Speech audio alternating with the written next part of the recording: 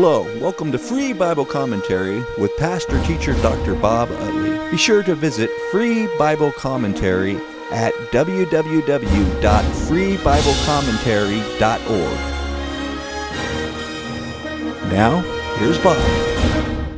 We're continuing our study in 1 Kings. We're going to be in 1 Kings 22. I think it's an extremely interesting study, terribly difficult about all that happens here. And I want to give you a few resources that I hope you'll purchase in your study of the Old Testament. Verse 1 is very significant because it tells us about a bit of history. We don't have too much information from the Bible. Matter of fact, a lot of information about this particular event comes from the black obelisk of Salmaneser III, the king of Assyria, who talks about this his invasion into the Transjordan area and the coalition of kings of Assyria and others, and apparently Israel was a part of this.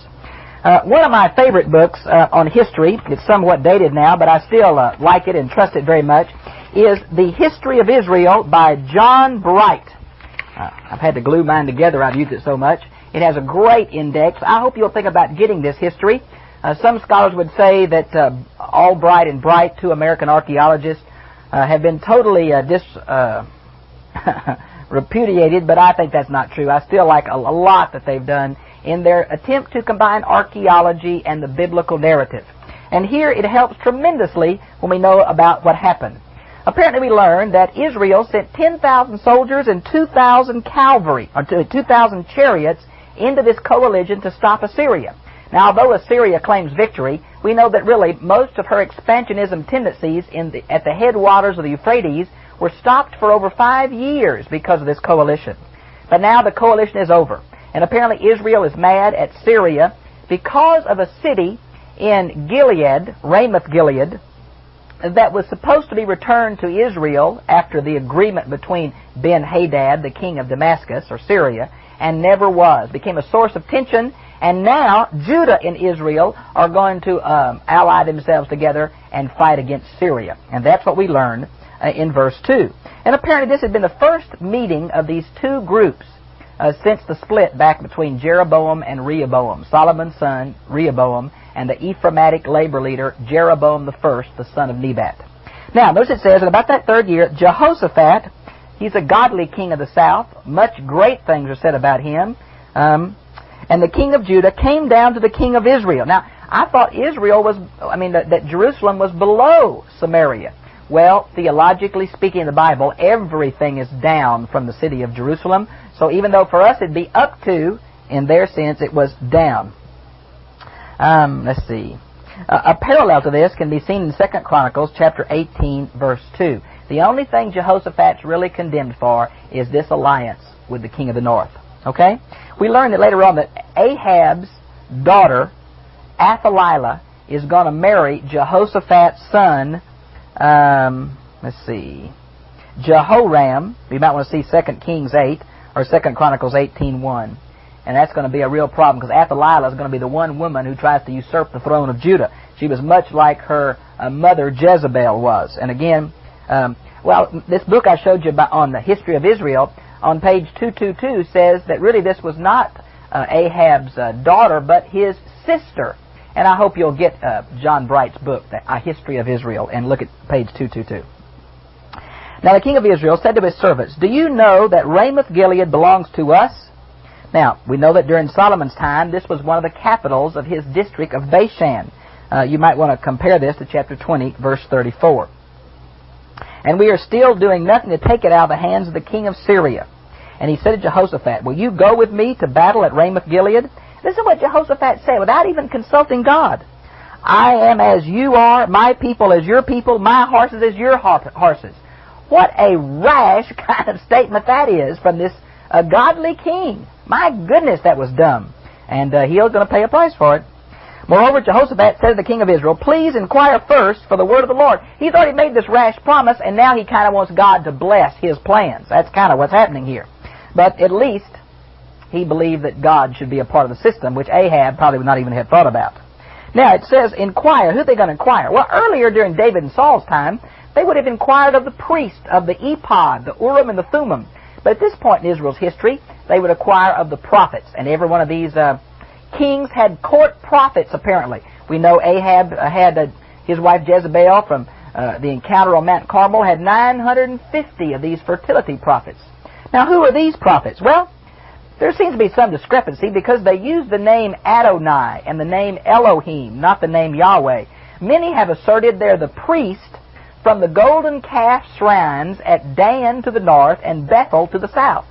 And that probably seems to be true because one of them later on, down in verse 11, Zedekiah has the covenant name Yahweh in his name. So these at least are supposed to be prophets of Yahweh, not Baal worshippers. And the king of Israel gathered the prophets together, about 400 men. That's quite a few prophets to have, isn't it?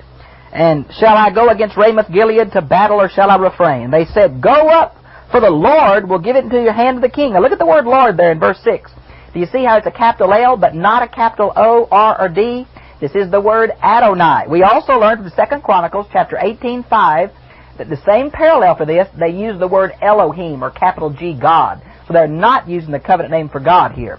And I think Jehoshaphat picked up on that. This is very similar to what happened in Jeremiah's day when all the king's prophets said peace and prosperity. And just Jeremiah said, no, this city's going to fall. We're going to find a prophet here who stood against the king and was also put in prison like Jeremiah was. So just because you speak the truth and just because you speak from God doesn't mean you're going to have health, wealth, and prosperity. You may speak the truth from prison, get chucked back in it. Now, sometimes speaking God's word is not all that safe. But Jehoshaphat said, is there not yet a prophet of Yahweh here that we may inquire? Now, surprisingly, why not Elijah? Where is Elijah? He's a prophet of Yahweh. Where are the 3,000 that haven't bowed a knee to Baal? Some of them are probably prophets. Where were they? We don't know. Maybe Elijah had disappeared again into the desert. We're not sure. But there was a prophet. His name is Micaiah. And he is mentioned here in verse 8. And apparently he is a prophet of the Lord and a good one. And the king's going to say, well, this guy's against me. He doesn't like me. He always prophesies negatively. Jehoshaphat says, let him speak. I want to hear what he has to say. Many the Jewish commentators try to identify Micaiah with the unnamed prophet of chapter 20, verse 42. And that may be possible, although it's not certain. And the king of Israel called an officer. Now it says here, eunuch.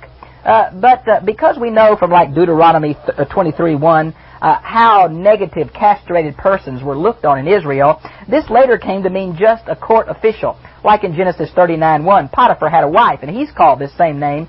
So it originally may have meant eunuch, but it came to mean just a court official. And said, bring quickly Micaiah, son of Imlah. Now, of course, it implies later on that he was in prison and had to be brought. Now, the king of Israel and Jehoshaphat, the king of Judah, were sitting each on his throne, probably portable thrones, and arrayed in their robes. Oh, they were fancy. Oh, they looked good. Oh, they had all the official power of state there. At the threshing floor, a void place in front of the gate of Samaria, place of official meeting. Apparently it was either just outside the gate or just inside. And all the prophets were prophesying. Oh, they're making wild gestures and all kind of things. 400 of them. What a scene this must have been. Then Zedekiah made horns of iron for himself. Now he's going to kind of be a symbolic prophecy. He's going to either put them on his head and push like this, showing that the horns, animal horns, were a symbol of power. Matter of fact, it's interesting, in Deuteronomy 33:17, it says Ephraim has horns. And of course, Ephraim is a symbol of Israel, the major tribe of Israel. And you can see how that prophecy may be pulling on that prophecy. With these you shall gore the Assyrians until they are consumed. And all the prophets were prophesying, saying, go up to Ramoth-Gilead and prosper for the Lord. Now they use the word Yahweh here because apparently they realized that Jehoshaphat wanted to hear that word from his religious men, and they kind of comply here, though earlier they were uncomfortable with it apparently. And give it into the hand of the king. Then the messenger who went to summon Micaiah spoke to him, saying, behold now, the words of the prophets are uniformly favorable to the king. Please let your word be like the word of one of them. Now this may imply something very interesting. Maybe these people thought that prophets not only spoke for God, but had the ability to manipulate God, to make God do what they wanted to, because this man actually thought that this prophet of Yahweh could change God's mind or something. But I want to tell you what, listen to what this prophet says. But Micaiah said, as the Lord lives, which is a play on the word Yahweh, I am that I am, Exodus 3:14, the Hebrew verb to be. What Yahweh says to me, I will speak. What he's saying is, friend, You don't threaten me. You don't tell me what to say. The Lord tells me to say. I'm not speaking out of my own thoughts, my own desires, what's best for me. When he came to the king said to him, Micaiah, shall we go to Ramoth-Gilead to battle, or shall I refrain? And the prophet answered him, Go up and succeed, and the Lord will give it into the hand of the king. Now, what's happening here? Does that mean that God was for this? No, not at all. Here's some of the theories of why he did that. The king's question was insincere, and the prophet answered insincere, kind of offhand. Maybe that by the tone of his voice, the gesture he made. He said, You've already made up your mind, king. Do what you want to. Maybe that's what he was saying. Some have said, Micaiah did what the king wanted him to do and say, just like the man had told him. Some say no. Ahab didn't want God's message, just wanted God's blessing on his plans. And others say this exactly fulfills the prophecy of verse 22 and 23 about that God's going to send a false message into all the prophets. And here Micaiah kind of fulfills that himself, saying, You wanted to hear this message? There. You've heard it. Now do what you want to anyway. Don't we do that a whole lot? We kind of make our plans, make our decisions, and want kind of God to bless it as we do what we want to? Not good. Not good. Then the king said to him, How many times must I adjure you to speak to me nothing but the truth in the name of the Lord? He uses the word Yahweh here. Now maybe he's saying this for Jehoshaphat's purposes. Maybe he didn't really mean that, but wanted Jehoshaphat to hear him say that. Or maybe this prophet had played games with him before and just told him what he wanted to hear, but later told him the truth. We're just not sure. And here's the prophecy. I saw all Israel scattered on the mountains like sheep which have no shepherd. Now, all Israel, this can mean both the north and the south, a collective term for Israel, but probably in this context where the separate nation of Judah and a separate nation of Israel, it means just the north. Now, scattered on the mountains refers to the Israeli army, and like a sheep that had no shepherd refers to the king. The king is going to die. That's what this is talking about. And it's an obvious reference to that, and all the army will be dismissed. Then the king of Israel said to Jehoshaphat, Did I not tell you that he would not prophesy good concerning me? Now, I think it's very interesting that the king is trying to set up Jehoshaphat by saying this prophet's not going to tell you the truth, but Jehoshaphat said, No, I want to hear what he says. But Jehoshaphat had already made this rash promise of verse 4. Apparently he was just not willing to go back on his word and look ridiculous, and even in the light of this prophecy from God's prophet, he is not going to respond appropriately. And Micaiah said, now this is a very, very, very difficult section. We seem as if God is advocating lying here. It's one of the strongest anthropomorphic passages on God anywhere in the Bible. So please follow with me. And Micaiah said, Therefore hear the word of the Lord, Yahweh. I saw the Lord sitting on his throne, much like Isaiah 6. And all the host of heaven, this seems to be the angelic councils, much like the introduction to Job. All the angels came before God, something like that. Standing by him on his right, on his left.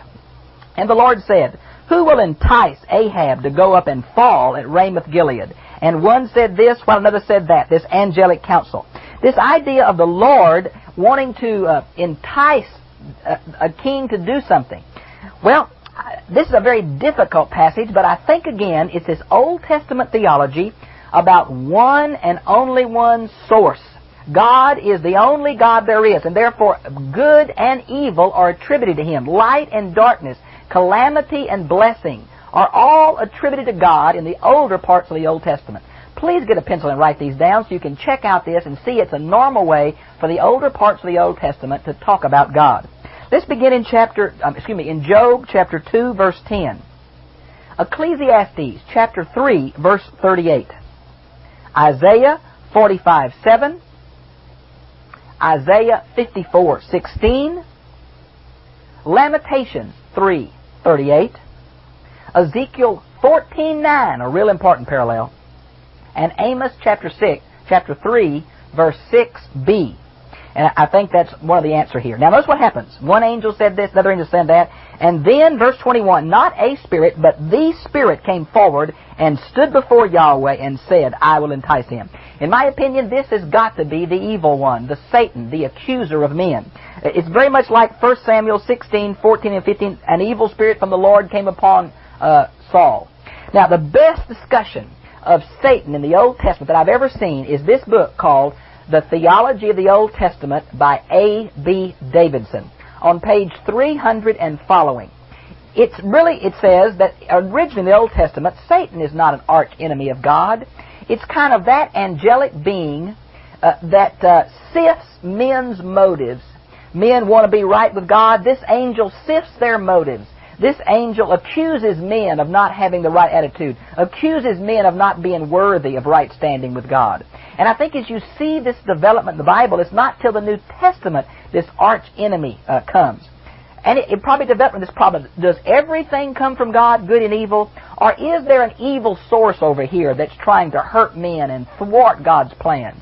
And so I think we see something of progressive revelation. I hope you'll get this. A.B. Davidson, The Theology of the Old Testament. Check it out in the library. Read this section on Satan, 300 through about 306. It is the best I've ever seen on the development of evil in the Old Testament and the Bible. Now, the Spirit says, and the Lord said to him, how? He said, I will go out and be a deceiving spirit in the mouth of all his prophets. And he said, you are to entice him and also prevail. Go and do so.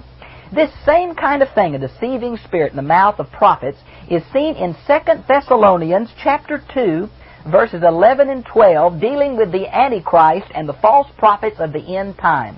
God's going to give them a false message to give to the world. Now, this is the idea that God is in control of all things, even in control of evil. Folks, Satan would not exist if he was not in the will of God. There is not a Zoroastrian dualism in the universe. It's not light fighting darkness. God is in control of history, and God is in control of the evil one. Look at Job 1 and 2 again. Look at Zechariah chapter 3 again. God determines. And that's the basic thrust of these older parts of the Old Testament. There's just one source. Now, it seems to us, how can God be amoral like that? Folks, this is speaking about God as if he was a man, but we know that he's not. So it's an anthropomorphic phrase used to speak of one causality in the universe. Now, beginning in verse 24, then Zedekiah came near and struck Micaiah on the cheek and said, how did the Spirit of the Lord pass from me to you? Now, folks, it's obvious this Zedekiah thought he had a revelation from something outside of himself. Now, since Micaiah is obviously the Spirit of God, this prophet, this Zedekiah, must be led by the forces of darkness, the evil one. He believed there was a force in him that spoke out of him, that led him, but it wasn't God. The man was sincere. He thought he was speaking from God, but he really wasn't. Now, notice, and Micaiah said to him, behold, you shall see on that day when you enter into the inner room and hide yourself. Now, this sounds a whole lot what happened to Jesus. Jesus was slapped, of course, when he answered the high priest. Here's a prophet speaking the truth that's slapped by a false prophet. Sounds a whole lot like Hananiah and Jeremiah. False prophet and Jeremiah confronting each other. And this prophet said, you're going to see that what I'm saying is true, and when it is, you're going to go hide in your closet. Now, who's he going to hide from? Some say Jezebel. Some say his son, the new king. But this man's going to pay a price, and he'll know who speaks for God. Then the king of Israel said, take Micaiah and return him to Amon, the governor of the city, and to Joash, the king's son. Well, it was obviously he's in prison. Now, it sounds so funny to me that the governor of the city is mentioned before the king's son. We learn from several other passages in the Old Testament, this little phrase, the king's son, probably doesn't mean literally the king's son, but another high official, probably maybe a king's relative or something. Here are the other verses in the Bible where it's obvious the king's son does not refer to the king's son. Jeremiah, 36:26, Jeremiah 38:6, and 2 Chronicles 28:7. I hope you'll look at that.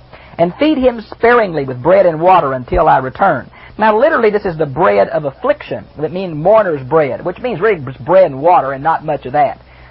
Make him suffer for this prophecy is what he's saying, until I return. This is the king's way of saying, I'll prove this guy doesn't speak for God. I'm going to come back. And until I do, you just feed him just enough to keep him alive in prison. Sometimes, friends, this health, wealth, and prosperity garbage just don't fit the book. Here's God's prophet speaking God's truth at God's timing, and he'll suffer for it. In a fallen world, you live for God, you'll pay a price. Notice then, and so the king of Israel and Jehoshaphat, the king of Judah, went up against Ramoth-Gilead. Now, why did he do it in light of what he just heard? Some say because of his rash promise of verse 4. Some say his death wasn't predicted in the prophecy of verse 17. And others say he did not believe Micaiah was a true prophet. I'm not sure which it is. And the king of Israel said to Jehoshaphat, I will disguise myself and go into battle, but you put on your robes.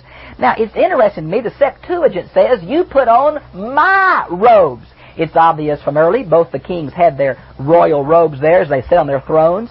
Why is it possible that Ahab wanted Jehoshaphat to wear his robes? Well, that seems that seems too much to believe. Why would Jehoshaphat let this king be disguised? Maybe it was Ahab's way of trying to get rid of this prophecy, try to protect himself. We're just not sure. The fact Jehoshaphat agreed is what's amazing to all of us that read this. My soul, what a dummy. Now the king of Syria, verse 31, had commanded that 32 of his captains of his chariots, saying, do not fight with small or great, but with the king of Israel alone. That he meant attack him. There was some animosity between Ben-Hadad and Ahab. We don't know exactly what it was. It may have been something that happened earlier, something during the war with Assyria, something over Ramoth-Gilead. We're just not sure. But the king of Syria said, you kill the king of Israel. That's what his orders are. So it came about when the captains of the chariot saw Jehoshaphat, they said, surely it's the king of Israel. And they turned aside to fight against him. And Jehoshaphat cried out. Now some say, how'd they know it wasn't him? Some say he cried his name. I'm Jehoshaphat. Some say he cried Judah's battle cry. Some say he cried out for divine help. Matter of fact, that's what the parallel in 2 Chronicles 18:31 says, that God's the one that delivered him from this situation. Maybe he cried out God's name or something. Whatever, they found out it wasn't the king of Israel, and they turned aside from following him. Now a certain man drew his bow at random and struck the king of Israel in the joint of his armor. You catch the providence of God? Well, a certain archer randomly shot an arrow. It just happened to hit right between the kinks in the armor. Oh, friend, God's in control of that arrow. God's in control of that archer. God's in control of history. That doesn't mean his prophet's not suffering back in prison. It means God's in control of the destiny not only of Israel, but we learn from others of all, the destiny of all men. Now, he's wounded severely. He asked his charioteer to take him away from the battle, but the battle was so strong he couldn't get away. And so they propped him up in the head of his troops, and he bled to death in that chariot. At evening, he died. And after they knew that he was dead, the men of Israel said, each man to his own tent, each man to his own house, as exactly the prophecy of Micaiah is fulfilled, chapter 22:17. And so the king died and was brought to Samaria, and they buried the king of Samaria. Now Josephus says that he was in the pool of Jezreel is where this blood was washed off, not the pool of Samaria in verse 38, because of the prophecy in chapter 21, verse 21:19 says it'll happen at Jezreel. Now, folks, I think if you'll look at that, apparently in chapter 21, verses 27 through 29, Ahab really repented of what he had done. And the Lord may have changed this prophecy because the man repented. We're just not sure, but it doesn't exactly fit the prophecy of 21:19. It says the dogs licked his blood. The Septuagint says the swines and the dogs. The harlots bathed there. Oh, yuck, kind of show the uncleanness of this. Now, King James says they washed his armor, but literally that it's where the harlots bathe. That's what this says. Now, in verse 39, he built the ivory house. He built a fancy palace. His daddy, Omri, and Ahab were both known for their fancy building projects, very expensive. We've found some of these inlaid furniture and inlaid ivory palace. It's mentioned in Amos chapter 3, verse 15 also. Notice we have the book of the Chronicles of the Kings of Israel. Then in verse 45, the books of the Chronicles of the Kings of Judah. Here is an extra source that the author of 1 Kings is using. Notice it says he slept with his fathers. Now, of course, that's a metaphor for death in the Old Testament. And Ahaziah was his son. Ahaziah starts in 1 Kings and ends in 2 Kings. Shows it's a terrible place to break this. Now in verse 41 and following, we pick up the history of Jehoshaphat briefly. As you know, Kings goes back and forth. And this is picking up back in 1524. It was a godly king. He had done some good things. He had tried to get rid of the high places, but not completely. He tried to get rid of these male and female prostitutes down in verse 46.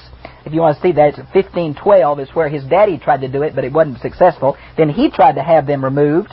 Let's see. He tried to build some ships. Now, we're not sure if it's the ships of Tarshish, meaning the same kinds the Phoenicians has, or if it was ships from Tarshish. We're just not sure about that, going to Tarshish. It's obvious from the parallel, let me see, 2 Chronicles 20, verse 36, that he wanted to build a fleet, much like that Solomon had in the same place. Now we'll see 1 Kings 9:28.